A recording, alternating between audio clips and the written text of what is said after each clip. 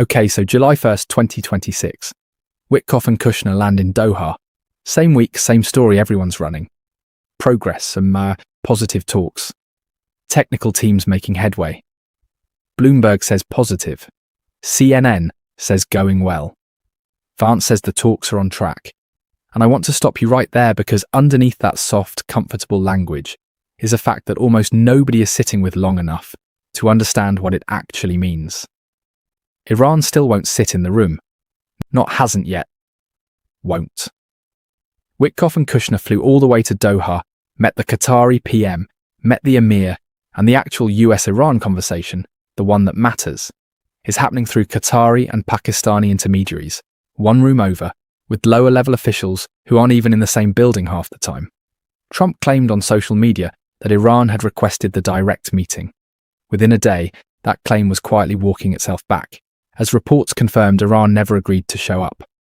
And the story everyone's telling about that is, Iran is stalling, Iran is weak, Iran is running out the clock because it has nothing left to negotiate with. I think that's backwards. And I want to show you why, using 3 things sitting in plain sight in the reporting from the last 72 hours. Thing 1, the $6 billion nobody wants to hand over. Here's a number that keeps showing up in every article and getting buried by paragraph 4. Iran has $12 billion sitting in Qatari accounts. Under the 14-point memorandum both sides signed, $6 billion of it was supposed to move back to Tehran as part of unfreezing the relationship. Iran's own president went on state television and announced the transfer as basically done. Based on the plans made, his words paraphrased, the money is coming home. US officials say otherwise. As of this week, $0 have moved. Qatar hasn't confirmed a transfer either. Nothing. Now think about what that actually tells you. This isn't a side clause. Qatar's own foreign ministry spokesman called it one of the most sensitive parts of the entire arrangement. If the money were flowing, Iran would have far less reason to stonewall a face-to-face meeting. They'd have already banked a tangible win. The fact that Tehran is willing to let the diplomatic optics look bad, willing to let Washington's envoys sit in a hotel in Doha, talking to intermediaries instead of principals, tells you the frozen $6 billion is leverage, not a formality. Iran is betting that the awkwardness of "we won't meet you" costs Washington more, in the eyes of the world, than it costs Tehran.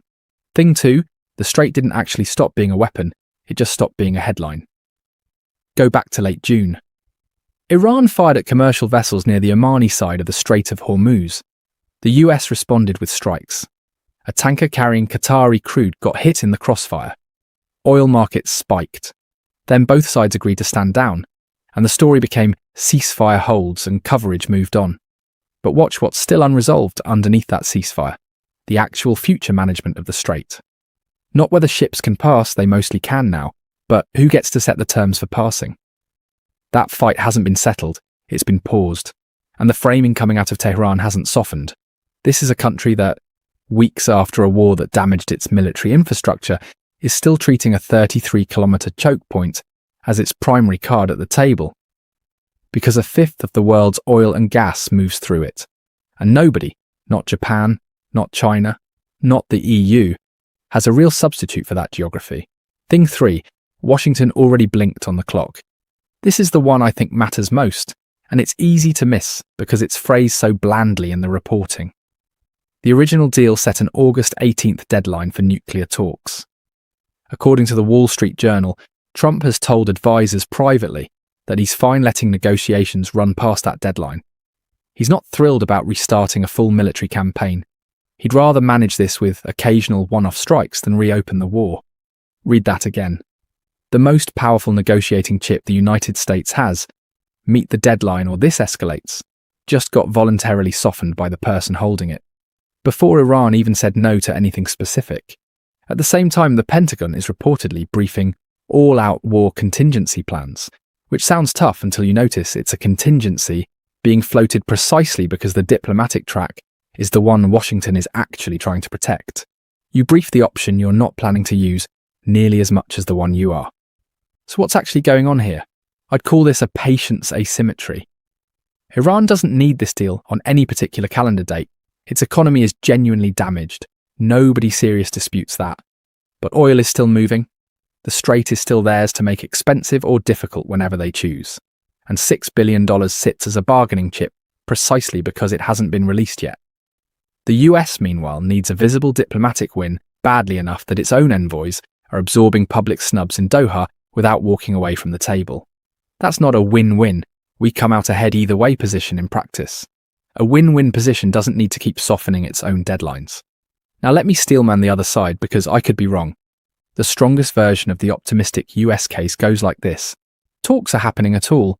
Multiple officials on both sides are calling progress positive, a ceasefire that could have collapsed after the tanker strike instead held, and Iran's president is publicly promising his own population that money is coming, which means Tehran has staked domestic credibility on this deal succeeding too, not just Washington.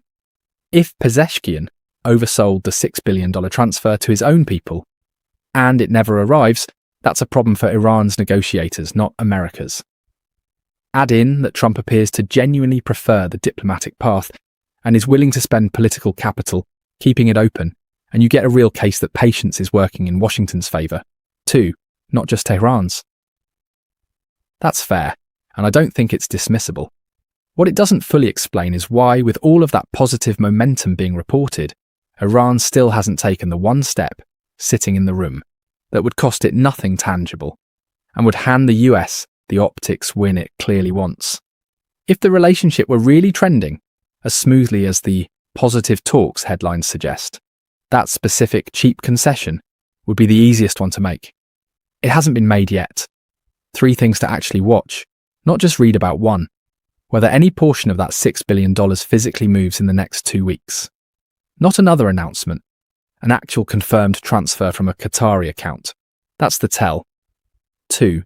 Whether Witkoff or Kushner end up in the same room as an Iranian counterpart before the August 18th marker, even informally. If the deadline slides and the seating arrangement doesn't change, that's Iran telling you it doesn't feel time pressure. 3. How the Strait of Hormuz future management question gets worded whenever a text finally surfaces. Vague language favours Washington. Specific, enforceable language favours whoever controls the water. And right now, that's not a coin flip. I'll leave you with the honest version of the question, not the media's version. It's not, will Iran cave? It's which side actually has a harder time living with no deal at all. And on the evidence sitting in front of us this week, I don't think it's Tehran. Go check the sourcing yourself. I could be missing something. That's the point of doing this in public.